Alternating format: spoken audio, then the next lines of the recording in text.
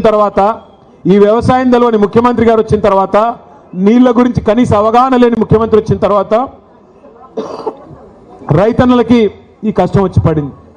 నేను ఏదో దుగ్ధతోనో బాధతోనో మాట్లాడడం లేదు. నేను ఎందుకు చెప్తా ఉన్నానంటే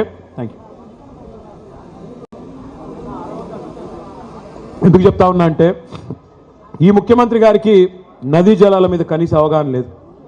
గోదావరిలో కృష్ణా నదిలో మన హక్కుల గురించి కనీస అవగాహన లేదు. గోదావరి ప్రవహిస్తే ఉమ్మడి ఆంధ్రప్రదేశ్లో మనకి అక్కడ బాసర అవతల ఎంటర్ అవుతే ఇక్కడ భద్రాచలం దాకా ఉంటుంది. 79% ఉమ్మడి ఆంధ్రప్రదేశ్లో కూడా గోదావరి పరివాహక ప్రాంతం తెలంగాణ ప్రాంతంలో ఉంటుంది. కృష్ణా పరివాహక ప్రాంతంలో 69% ఉమ్మడి ఆంధ్రప్రదేశ్లో కూడా తెలంగాణ భూభాగంలో ఉంటుంది.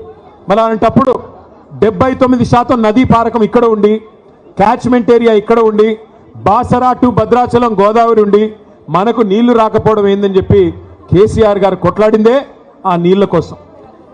కానీ ఈ ముఖ్యమంత్రి రేవంత్ రెడ్డి గారు వచ్చిన తర్వాత ఆయన అధికారులను అడుగుతుంటే దాన్ని టీవీ వాళ్ళు చూపెడుతుంటే మనం సిగ్గుపడాల్సి వస్తున్నది.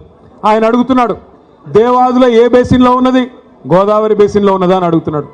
ఎక్కడో ఉత్తర భారతదేశంలో ఉండే బాక్రా నంగల్ ప్రాజెక్టు, అప్పుడెప్పుడో నెహ్రూ గారు కట్టిన ప్రాజెక్టు, అక్కడ హిమాచల్ ప్రదేశ్లో ఉంటుంది.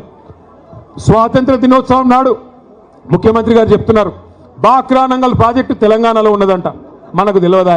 అంటే ఇంత గొప్ప ముఖ్యమంత్రి, నదులు తెలియదు, నీళ్లు తెలియదు, చివరికి ఎట్లాంటి పరిస్థితి అంటే ఈరోజు ఈ ముఖ్యమంత్రి గారిని చూస్తూ ఉంటే నిజంగా జాలేస్తూ ఉన్నది. 2 ఏళ్ళు ఆయన అసమర్థతను కప్పిపుచ్చుకోవడానికి, ఆయన చేతగాంతనాన్ని, ఆయన ఫెయిల్యూర్స్ని, ఆయన హామీలు అమలు చేయలేని అసమర్థతను కప్పిపుచ్చుకోవడానికి పచ్చి అబద్ధాలకు ఎత్తుకున్నాడు. ఏం మాట్లాడినా, ఏం అడిగినా, ఏమయ్యా రేవంత్ రెడ్డి గారు ఎందుకు అమలు చేయవు? 100 రోజులు 6 గ్యారంటీలు అంటివి ఏమైంది అంటే ఇలా ఒకటే పల్లవెత్తుకున్నారు అందరూ. ఏమంటారు వాళ్ళు? కేసీఆర్ అప్పుల పాలు చేసిపోయాడు, కేసీఆర్ రాష్ట్రాన్ని అప్పుల పాలు చేసిపోయాడని చెప్పి దుష్ప్రచారం, అబద్ధాలు చెప్తా ఉన్నారు. మొన్న ఈ మధ్యనే పార్లమెంట్లో ఒక బీజేపీ ఎంపీ గారు ఆయన అడిగినాడు కేంద్ర ప్రభుత్వాన్ని. మరి రేవంత్ రెడ్డి చెప్తున్నాడు రాష్ట్రం అప్పుల పాలైపోయింది అంటున్నాడు, కేసీఆర్ గారు అప్పుల పాలు చేశారు అంటున్నాడు.